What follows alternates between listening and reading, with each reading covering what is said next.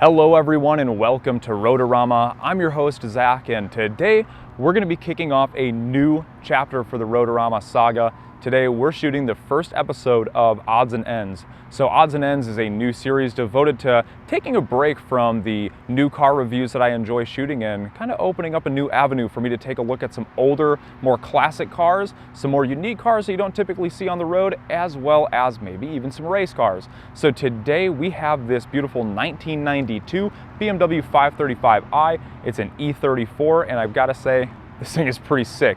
But before we take a look at this car, I just want to give a quick shout out to the owner. His name is Jay, in the shop behind me.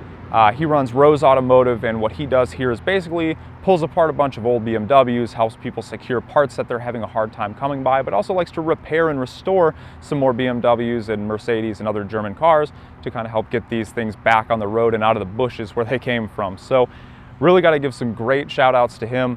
He's got a great operation going on. He took a leap from his full-time job. So if you can find Rose Automotive on social media, I'll drop the links in the comments below. Go over there, give him some love, and help him kind of kick off his new journey in life.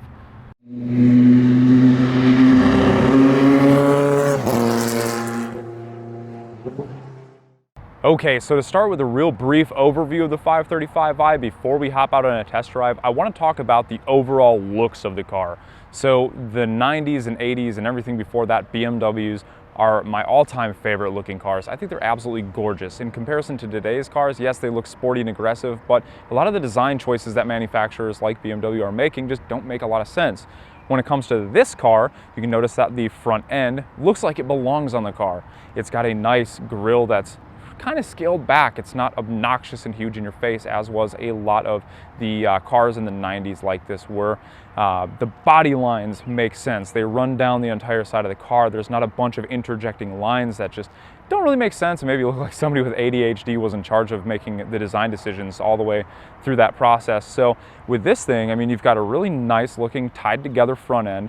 The hood being bumped out in the center like this and making it look a little bit more aerodynamic with the flat spots on the side makes that look nice and aggressive. And then the wheels, which are typically on here, they look good, but I think that I'm with Jay when it comes to his choice to swap out the old wheels around here. They were in pretty rough conditions. So these guys are actually MPARs off of a BMW 740i of the E38 chassis code. So altogether, on the outside of the car, this thing looks awesome, and it's come a long way from where he just got it cleaned up, some trim pieces replaced, badges replaced and fresh. Overall, the exterior is awesome. Moving on to the interior, I've got to give it to the car for having a lot of space. Back in the 90s, it was really hit and miss if a car was going to have either a lot of space or if it was consolidated and everything was packed in like sardines. This car has a lot of space, but I'd say it's a little above medium when it comes to how much, because the bigger cars, obviously they got tons of legroom. This one here, still comfortable for a guy like me at 6'3". However, I feel like, you know, when you bump up to the 7 Series, you pick up a little bit of that extra room. If you're looking strictly for luxury, that's probably the way to go.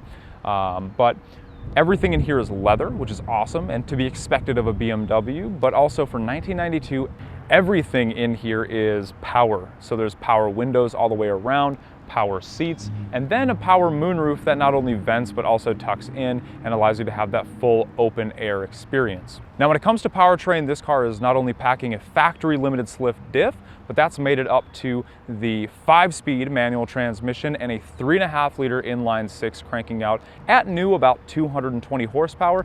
You can expect though, with 30 years under its belt, some power loss, but when you're driving the car, you honestly can't tell. It's not that big of a difference probably from when it was brand new. Now when you're driving the car, however, you probably wouldn't care to notice if there was a difference from factory because it still has some get up and go, but it's also a very heavy car, so it's not exactly a sports car. However, once we get on the test drive, I will talk a little bit more about how it handles and, you know, how fast it'll go, things like that.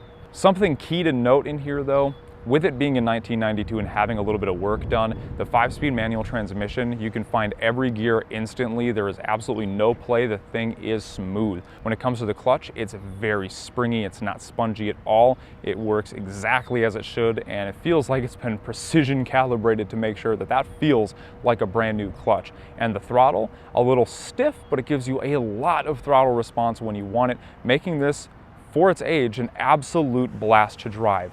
So speaking of driving it, let's hop on into the inside and take this baby for a ride. So for the test drive portion of this video, we're just going to take a quick drive around the neighborhood. We're going to go through some of the things I noticed while driving and also some of the things about how the car drives. So to get that started, I'm just going to pop the key in here. There we go. We are good to go. So again, this is a 5-speed manual transmission. What's really nice is it's not sloppy at all. This thing feels like a brand new transmission. It also feels like a brand new clutch. Everything else in this car is pretty well in working order. There is an aftermarket stereo that was placed in here, but everything else is actually clean, well put together, and actually looks really decent besides some, wear and tear on the seats, especially on the driver's side, just because obviously this car probably didn't see a lot of passengers, but the driver definitely put some miles on here. Odometer is saying 188,000 miles, so I can definitely see why there would be some wear and tear on these old leather seats. But enough about that stuff. We're gonna go ahead and get on the road here. Throw her in first. Get her out here. And just for the heck of it, I am going to open up that moonroof. Get some air moving in here. All right, where should we go? We're gonna head out this way.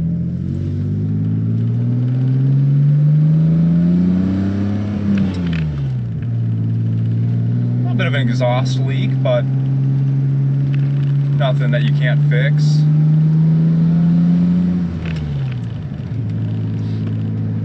All right, shifting is smooth.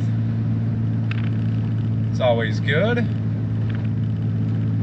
Overall too, this isn't the world's smoothest road, but it's definitely not very bumpy in here. It's still kind of holds its weight when it comes to luxury. It doesn't bounce around too much, so that's a plus. Turn left here and use our blinker, unlike most BMW owners.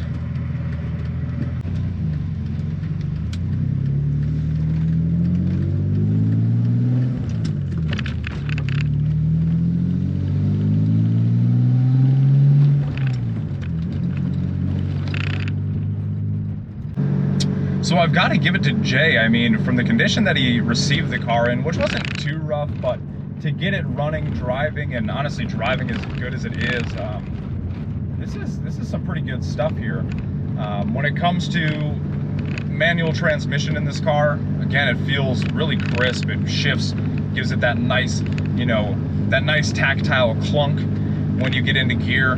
The clutch isn't spongy at all. It's nice and crisp and really kind of just ties everything together to make this thing drive like it's brand new, which is a really good way for me to kind of take a look at it and review it. Is, I'm not getting an altered experience, especially being unmodified as well. Most cars like this, you find, I mean, they're slammed out, modified, turned into a VIP build, whatever, or they're just really dilapidated and just not a really good thing for a guy like me to take a look at. So having the opportunity to get behind the wheel of a car that's been this well reconstructed is just kind of a treat.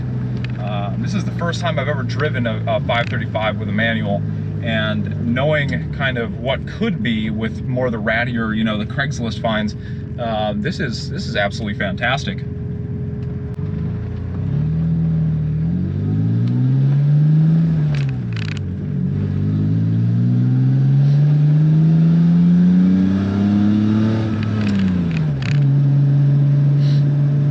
Acceleration wise, I mean, it moves when you want it to. Because this isn't my car, and because this car is actually for sale right now, if you are interested in this car, please send me a message here on YouTube or drop a comment below. It's located right here in Appleton, Wisconsin. But because of those things, I'm not going to take this out and beat on it. I'm just going to drive it like a regular everyday guy would drive it. And so far in doing that, it drives phenomenally. I will say there is one complaint that I could make right off the rip, and that's going to be the seated driver position. I'm really not a fan of the way that everything is kind of really jutting out at your feet as far as the pedals go. They're not set back very far. So for a taller guy like me to be comfortable with the steering wheel where it needs to be, my legs are kind of cocked up at a weird angle that, you know, for my left foot that's only doing a little bit of clutch work, that leg is fine, but the right leg having to hit that accelerator pedal at that weird angle for long periods of time, it's really not ideal. It's a little uncomfortable, but mind, you know, the fact that I am 6'3", so most people are not going to have that same issue. I feel like if there was maybe like an inch of difference in where that was located, it probably wouldn't be as much of a problem. So that's just me just kind of nitpicking. But other than that, I mean, even for how old it is, and you know, it's a little wore out, the seat is still comfortable. The leather still, you know, in here feels pretty nice. It's not crisp, it's not hardened, it feels as it should. Maybe not as soft as it was from the factory, but I can't lie. I mean, this is a pretty impressive drive for, you know, being something that my friend actually, you know, saved basically. You know, obviously the new BMWs have about 30 years on this car, so they've definitely been refined for way more capability than this has, both in speed and handling. But when it comes to those things, knowing the age of the car, it's very comfortable and easy to drive. It's definitely good at handling on corners. It's definitely good at, you know, accelerating when you need it. There is some balls there, okay? It's not a slow, sluggish car. Now, in comparison to performance cars, yes, it is slow. However, when this was new, this was not meant to be a supercar or a fast car. This was meant for somebody to be driving to things like work meetings and to sales calls and, you know, taking your family to Aspen for the weekend. Things like that. I mean, this wasn't meant to be that be-all, end-all sports sedan, but it is sporty enough to get by, which I do like. Do I think it could be faster? Yes, with 220 horsepower. Knowing that the new 530 has about 248 horsepower, not much of a difference, I'm willing to bet that 248 horsepower car will be able to put that on the ground a lot better than this one. But again, that's with 30 years on this car. So, you know, apples to oranges a little bit, but this does not really lack too much as far as drivability goes. I mean, it's not bad. I think maybe this car was, you know, right where it needed to be for the segment at that time, and, you know, definitely opened the door for BMW to put together a lot more hardcore four-door sedans, much like the M5 did back in the day when this was a new car. So I'd be curious to drive an M5 of the same year, just to kind of see how that differs from something that's more of that mid-range model. I know it's probably a huge leap in performance, obviously, but just interior and drivability wise, I'm very curious. It really piques that interest in me to try and locate one of those. So we're gonna try and find a couple of these M5s and M3s, things like that, to take a peek at. But for now, we're gonna take what we can get, and what we're getting is, you know, some pretty good stuff. So as far as this car is concerned, I think it chalks up as a win, especially for the price that you can buy these things at now. These cars are going up in value every day. A car like this a couple years ago, you could get running, driving in pretty darn good condition for about $3 grand without very much rust or anything. A car like this right now is probably going to fetch around $4,000 to $5,000, and that's just because of that market not only fueled by people being bored and having stimulus money, but also because these cars are becoming harder and harder to find every day. So I would be very curious to see what happens on the market of cars like this, especially ones that have the 5-speed manual that wasn't swapped in. You know, this is a factory option, and to be able to have that manual without all the hassle of trying to do a swap, it's definitely well worth the price premium that you'll pay for something like this. So all in all, I'd have to chalk this car up as a really nice ride. Some things to note though inside of this car, the dash, well, first of all, it works, which is awesome. You've got a fuel gauge off to the left, you've got your speedometer, big on the left, you've got your tachometer on the right hand side, and then your temperature gauge on the far right side, and some digital screens that give you some readouts like your odometer and different codes and things that you're messing with inside the car. So dashboard, very easy to use, easy to read. So when it comes to features and functionality, I mean, this car is a 1992, so features-wise, there's really not much to brag about besides the power seats and, you know, the easy-to-use controls that are splattered all over here in the center console. But other than that, there's really nothing flashy about this car, okay? There's really nothing that jumps out at me as being incredibly awe-inspiring. It's just, this is a 90s BMW, so I can't really give a shout out to anything huge and crazy that I would say, you know, my new car reviews that you need to have this for this feature.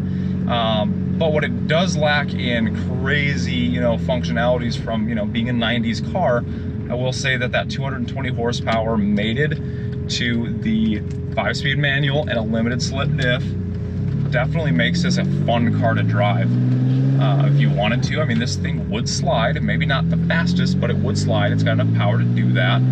And it would be a fun car just to bomb around in, you know, just drive around like I'm doing now. It's comfortable, it's reliable as all hell, and it's fun. And those are some very important keys to me. However, like I said, it's not a fast car by any means. It's not incredibly filled with horsepower. So if you like speed, this probably isn't the car for you. But it is balanced, which is a very important key when it comes to cars. So maybe it's not the fastest car in the world, but being well balanced, it does still make this an enjoyable car to drive. All in all, I think this is a really great car. As I just stated, it's very well balanced, it's comfortable. Besides, of course, for me being 6'3", that leg thing is really getting to me now that we've been driving for a little bit. But with a little bit of more power, I think that this car would have been an absolute fantastic vehicle, although that's why other 5 Series existed, just like the M5. So at the end of the day, for what you get in this thing, for the price that you can have them for nowadays, I mean, it's a relatively decent vehicle. And, you know, especially if you're planning on modding the thing, I mean, there's endless possibilities of things that you can do to this car. One of the big things for a car like this is, you know, redoing the interior, throwing it on some airbags or a coilover suspension and some wheels. But at the end of the day, for being a stock E34 that runs and drives as well as it does, I am impressed with the way that this thing works. So overall, what this car may lack on interior features, you know, giving it credit being in 1992, it really does make up for in its ability to drive as a very balanced experience.